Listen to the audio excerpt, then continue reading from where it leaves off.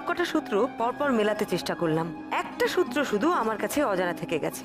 Forensic রিপোর্টটা কি করে পাল্টালো? অরূপকে বললাম সেই ইনফরমেশনটা জোগাড় করতে। সে জানালো তাকে যেহেতু এই কেসের দায়িত্ব থেকে সরিয়ে দেওয়া হয়েছে, তাই সে নিরুপায়। মাথায় এলো অরূপের বস চৌধুরীর কথা।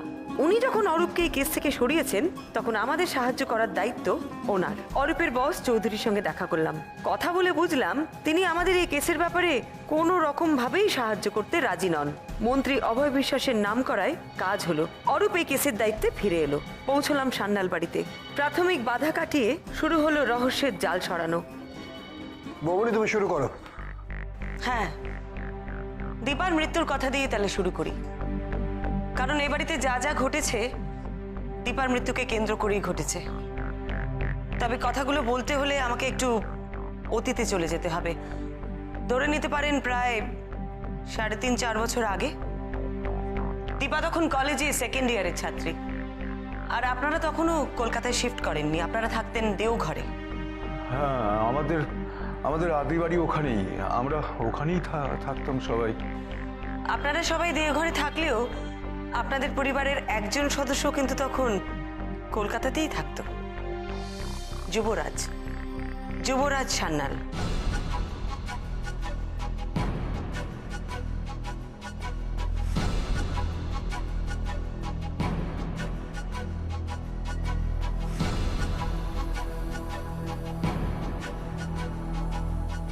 আমি বুঝতে পারছি না ওর কথা এখন তোলার কি দরকার। হ্যাঁ, আর এই কেসটার সঙ্গে ওর কি সম্পর্ক? ও তো আর নেই। আমি জানি ও আর নেই। ওর এই অকালে চলে যাওয়াটা আমাদের সকলের কাছে অত্যন্ত দুঃখের। কিন্তু আমি বাধ্য, জানো তো, কারণ গত কয়েকদিনে এই বাড়িতে যা যা ঘটেছে তার সাথেও ওতপ্রোতভাবে জড়িত। মা বৌদি, তুমি কেন পুরনো কথা খুঁড়ে বার করছো? অভি আমাদের মধ্যে নেই, আর এই ঘটনার সাথে ওর ওর কোনো যোগ নেই। তুমি অকারণে এইসব কথা তুলে বাবা মাকে কষ্ট দিচ্ছ, আর এতে তুমি কি আনন্দ পাচ্ছ? হ্যাঁ, কি বলছো তুমি ববি? আমি আনন্দ পাচ্ছি এই সব কথা বলে? কাউকে কষ্ট দিয়ে আমি আনন্দ পাবো? দেখো ববি, তোমার বাবা মার কাছে অভির চলে যাওয়াটা যেরকম দুঃখের, সেরকম মাধুরীর দাদার আর দীপার বাবা মার জন্যে এটা জানাও খুব জরুরি যে তাদের মেয়েদের কেন এই অকালে চলে যেতে হলো। আর আমি শুধু সেই কাজটাই করছি। ববি, কবি, পরমা বৌদি কি বলতে চাইছে সেটা একবার শুনলে। হ্যাঁ ঠিক আছে, তোরা দাঁড়িয়ে শোন, আমার কাজ আছে, বেরোচ্ছি। দাঁড়ান। যতক্ষণ না মিসেস মিত্র ওনার কথা শেষ করছেন, এই ঘর থেকে কেউ কোথাও যাবে না। অফিসার, এসবের মানে কি? আমরা কি পুলিশ কাস্টাডিতে আছি নাকি? দেখুন, এটা আপনি করতে পারেন না।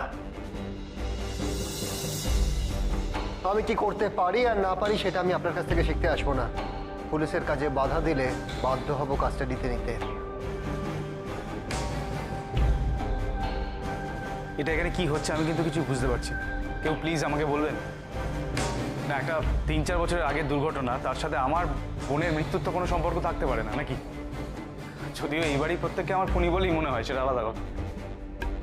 সুব্রতা, যা বলছি তুমি ভেবে বলো। পুলিশ আছে বলে যাচ্ছে তাই বলতে পারো না?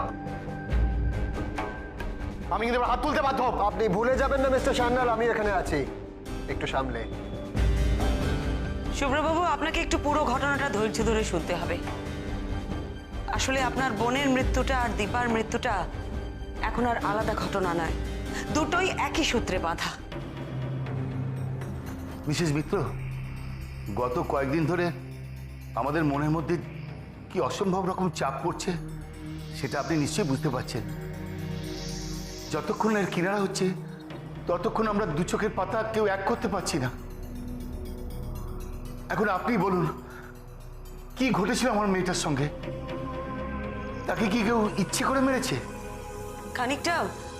খানিকটা সেরকমই মনে করতে পারেন। আসলে দীপার বিয়ে হওয়ার আগে থেকেই ওর এই বাড়ির সঙ্গে একটা সম্পর্ক তৈরি হয়েছিল, সেটা দীপা নিজেও জানতো না, তাই আপনারাও কিছুই বুঝতে পারেননি। কি বলছেন আপনি? এদের সঙ্গে কোনোদিন আমাদের কোশ্মিন কালো যোগাযোগ ছিল না, এদের তো আমরা চিনতামই না। এই তো 3 মাস আগে আগস্টে আমার মেয়ের বিয়ে হলো, তার কিছুদিন আগে থেকেই বিয়ের ব্যাপারে যেরকম আলাপ আলোচনা হয়, দীপাও তো। আমি জানি দীপা এবারের অন্য কাউকে চিনত না, চিনত শুধু একজনকে, তার নাম যুবরাজ।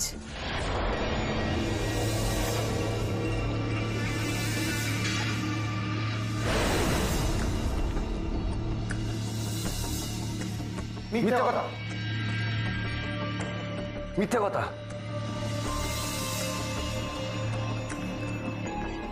অভি দীপাকে চিনতো না, আর এই কেসের মধ্যে আপনি বারবার অভিকে কেন টেনে আনছেন? অভি চিনত দীপাকে। আপনি জানো তাই বলে যাবেন সবটা আমরা মেনে নেবো নাকি? আমি জানা তাই বলছি না, অভি দীপা একে অপরকে চিনত, তার প্রমাণ আছে আমার কাছে। প্রমাণ? হ্যাঁ, কিসের প্রমাণ? কি কি প্রমাণের কথা বলছো তুমি? আর তোমার কথা শুনবোই বা কেন?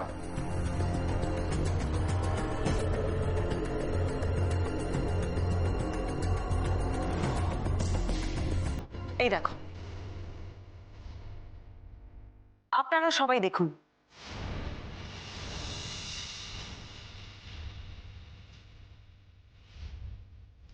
ছবি, কার ছবি? দীপার ছবি? আমাকে একটু দেখান।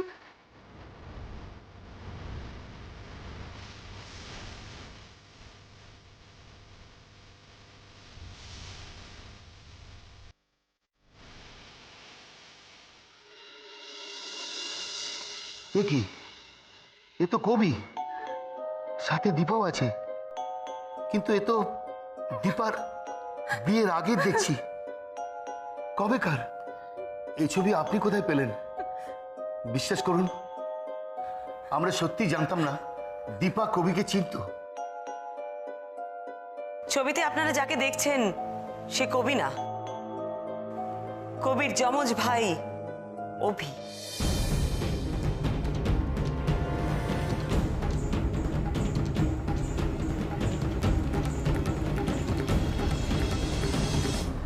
হ্যাঁ, কবি আর অভি যমজ যমজ ভাই ছিল,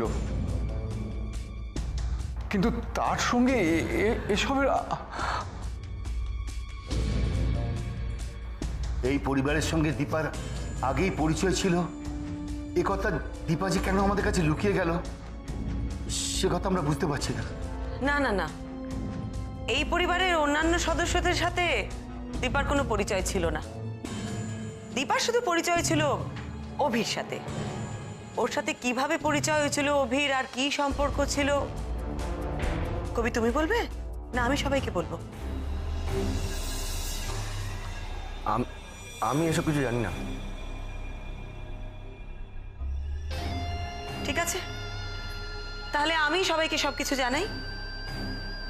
এই ছবিটা আমাকে দীপার কলেজের একজন বন্ধু দিয়েছে। দীপা আপনাদের একমাত্র মেয়ে, তাকে অনেক আদর দিয়ে আপনারা মানুষ করেছেন। হ্যাঁ, সেটাই তো স্বাভাবিক।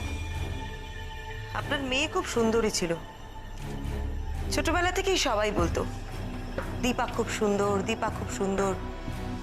তাই ছোটবেলা থেকে ওর মধ্যে একটা অহংকার তৈরি হয়েছিল। ও মনে করতে শুরু করেছিল, বিশ্বাস করতে শুরু করেছিল যে ও আর 5টা মেয়ের থেকে আলাদা। স্কুল লাইফ থেকে অনেক ছেলে ওকে প্রপোজ করত, আর তাতেই ওর অহংকারটা আরো বেড়ে যায়। ও কিন্তু প্রত্যেকটা ছেলেকেই নাকচ করে দিত, কারণ আমি যাকে বিয়ে করব তাকে খুব সুন্দর দেখতে হবে, the most handsome guy on this planet. লম্বা, চওড়া কাঁধ, পুরুষালী, খুব রোমান্টিক চোখ, চিকলো নাক, পাথর খুদে বার করা চেহারা। তাকে সব মেয়েরাই ভালোবাসতে চাইবে, কিন্তু সে শুধু ভালোবাসবে আমাকে, শুধু আমাকে।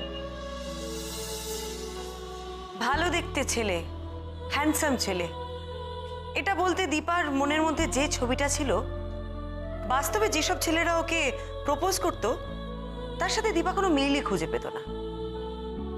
তাই ও ডিরেক্টলি তাদের নাকচ করে দিত, আর কেউ কেউ ওর ঠাট্টার পাত্রও হতো।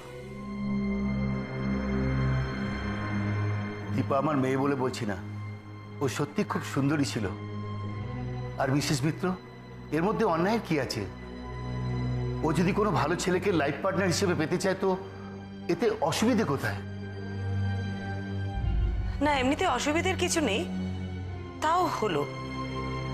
দীপার রূপে মুগ্ধ একজনকে সে খুব খারাপভাবে নাকচ করলো।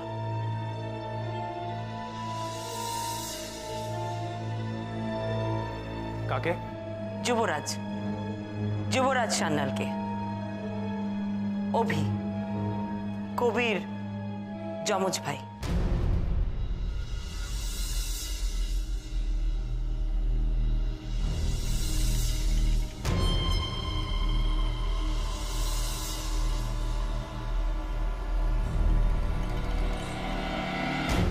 পিয়ার দাদার বন্ধু ছিল যুবরাজ, মানে অভি।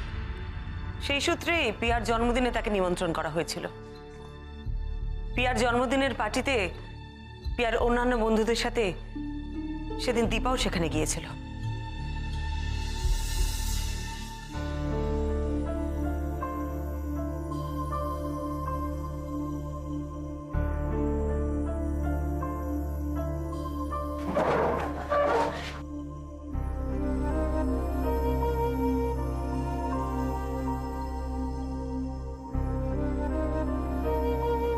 নমস্কার। হ্যালো। এই দীপা আরেকটা উইকেট ফেললি মনে হচ্ছে। কর, আজ তো প্লেয়ার ফুটেজ খাতি না, আমার না। হ্যালো, আমি পিয়ার বন্ধু। আপনি? হ্যাঁ, না আমি ওর দাদার বন্ধু। আপনিও দাদার বন্ধু? হ্যাঁ। ও না, আপনি তো পিয়ার বন্ধু, তাই না? বাও, আমি দেখছি আপনি খুব ইন্টেলিজেন্ট। Thank you. এত তাড়াতাড়ি ধরে নিয়েছেন। Thank Very you, good. Thank you, thank you.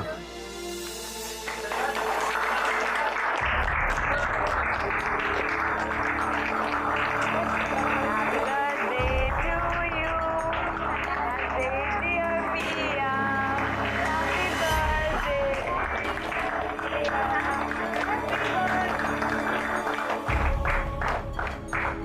সেই পার্টিতেই অভি প্রথম দীপাকে দেখে, আর প্রথম দেখাতেই অভি দীপার প্রেমে পড়ে যায়।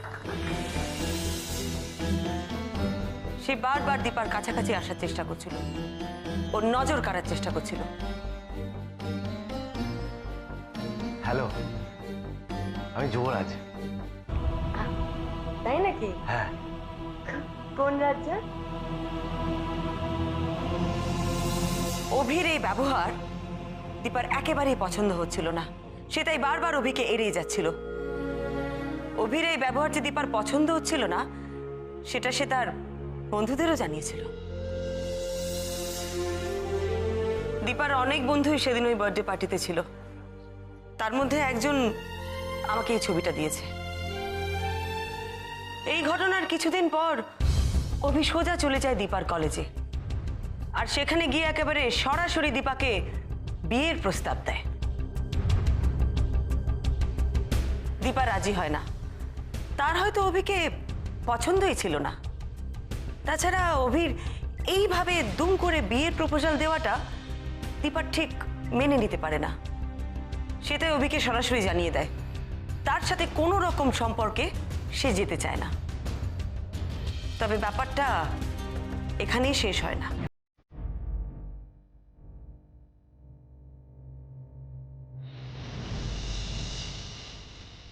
অভি কিন্তু দীপাকে ভুলতে পারে না। সে নিয়মিতভাবে দীপাকে বিরক্ত করা শুরু করে। ফোনে, রাস্তাঘাটে যখন যেখানে দীপাকে দেখতো, সে একেবারে দীপাকে উত্ত্যক্ত করে মারত।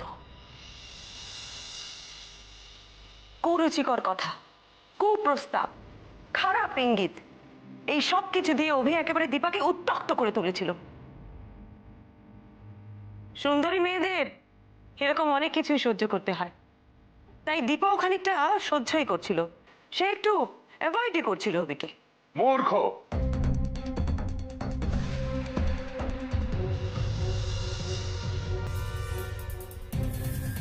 একজন মৃত মানুষ সম্পর্কে এরকম অসম্মানকর কথা বলাটা মূর্খতার পরিচয়। সর্বোপরি এই কথাগুলি সব মিথ্যে। এই পরিবারে কেউ কোন রকম গর্হিত অপরাধের সঙ্গে যুক্ত থাকতে পারে না। এতদিন ক্লাইম্যাক্সে পুলিশ আসতো, এখন গুরুদেব, আর এসেই জজ সাহেবের মতন রায় দিয়ে দিল। অসাধারণ। তোমরা এখানে কেন এসেছো কি অধিকারে? সে অনেক লম্বা কাহিনী গুরুদেব, কিন্তু এখন আপনার কৃপায় এই কেসের ইনচার্জ আমি। তাই আমার অধিকার আছে যে এই কেসে ইন্টারফিয়ার করবে তাকে শীতে লকআপে চালান করার। সো নিজের অ্যাটিটিউডটা একটু সামলে রাখুন।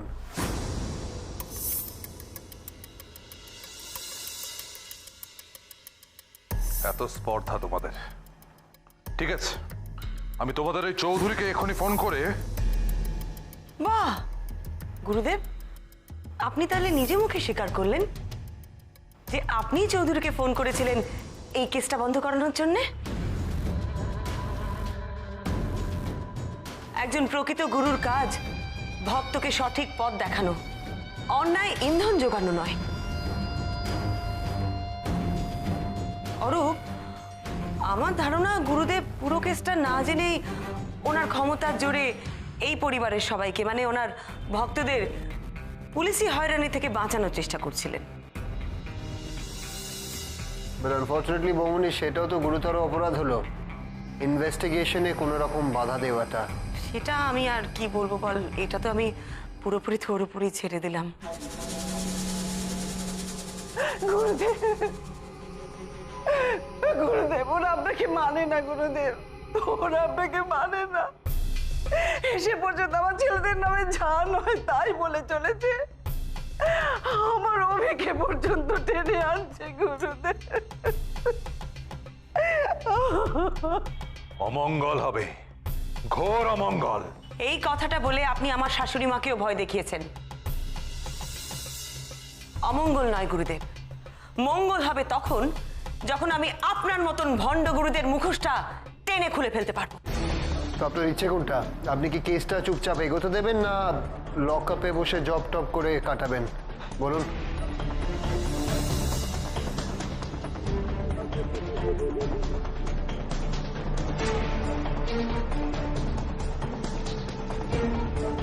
মাসিমা, অভি সম্পর্কে আমি যা কিছু বলেছি তার একটা কথাও মিথ্যে নয়। শুনছো, তুই শুনছো? ওরা এখন আমার অভিকে নিয়ে কি সব বলে চলেছে। আমি সত্যি বলছি, বিশ্বাস করুন, আমার কাছে সাক্ষী আছে। দীপার বন্ধুরা তারা দেখেছে দিনের পর দিন অভি কিভাবে দীপাকে বিরক্ত করেছে। একটা বিকৃত মানসিকতার মানুষের জন্য দীপার কলেজে যাওয়াটাই বন্ধ হয়ে গিয়েছিল। তামুন, আর একটা মিথ্যা কথা বলবেন না। আর একটা বাজে কথা যদি বলেছেন আমার ভাইয়ের নামে, আমি কিন্তু রেয়াত করবো না। যে আপনি কে? কে বলেছে আপনাকে সব কথা? হ্যাঁ, কে বলেছে? তারা জানে আমার ভাই কেমন ছিল, কেমন মানুষ ছিল, তারা জানে। দীপার বন্ধুরা দিনের পর দিন অভিকে দেখেছে। তারা খুব ভালো করে জানতো অভি মানুষটা কিরকম ছিল।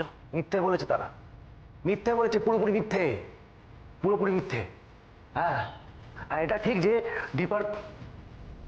দীপাকে অভি ভালো বেঁচে ফেলেছিল, পাগলের মতো প্রেমে পড়ে গেছিল। বোকা ছিল তো, বোকা, ওই জন্য সর্বনেশে রূপের জালে ফেসে গেছিল। জানতো না ওই রূপের আড়ালে লুকিয়ে আছে পৃথিবীর কুৎসিততম একটা নোংরা মনের মেয়ে। একটি নোংরা মনের মেয়ে ছিল দীপা। তার মানে তুমি জানতে যে অভি দীপার প্রেমে পড়েছিল?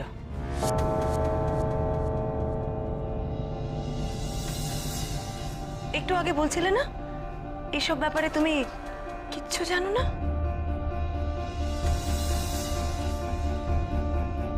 একটু আগেই তো তুমি আমাকে বলছিলে কবি আমি মিথ্যে মিথ্যে তোমার মৃত ভাইকে এই ঘটনার মধ্যে টানছি, বলছিলে তো?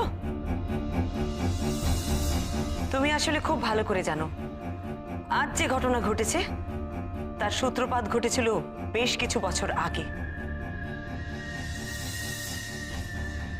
তুমি সব জানো, সব জানো কবি। হ্যাঁ জানে, জানে, তাতে কি? আমার অভি আর কবি জমজ ছিল। এক ভাই আর এক ভাইয়ের মনের কথা জানতেই পারে, তাতে ক্ষতি কি? কোনো ক্ষতি নেই মাসিমা, একজন ভাই আরেকজন ভাইয়ের কথা জানতেই পারে, কিন্তু সব জেনে চেপে যাওয়াটা, লুকোনোর চেষ্টা করাটাই অন্যায়। কবি সব জানতো অথচ লুকোনোর চেষ্টা করছিল। কি লুকোনোর চেষ্টা করছিল? কি লুকোবো? কি লুকোবো? লুকোবার কি আছে? লুকোবার তো কিছু নেই। অভি দীপাকে ভালোবাসতো, ভালো লেগেছিল, আমাকে বলেছিল। তাতে কি প্রমাণ হয়? প্রমাণ এটাই হয় যে তুমি বা তোমরা আগের থেকে দীপাকে চিনতে। হ্যাঁ চিনতাম, হ্যাঁ চিনতাম, একটা নোংরা মনের মেয়ে হিসেবে চিনতাম। নিজের গর্বে, রূপের গর্বে ধরাকে সরাগান করতো। অহংকার, অহংকার তো করে একটা অমানুষ। না, আমি আর শুনতে চাই না। তুমি ওদেরকে চুপ করতে বলো। আমরা দীপার বাবা মা, আমাদের সামনে আমার মেয়ের সম্বন্ধে আজে বাজে কথা বলতে তোমার লজ্জা করছে না? একটা স্কাউন্ডেল! 100 বার বলবো, 1000 বার বলবো, আপনার মেয়ের জন্য আমার ভাইটা আটকে গেল, ওর রূপের জন্য আটকে গেল আমার ভাইটা। কথা বলতে এসছে, কি জানেন আপনি আমার ভাইয়ের ব্যাপারে? কতটুকু জানেন?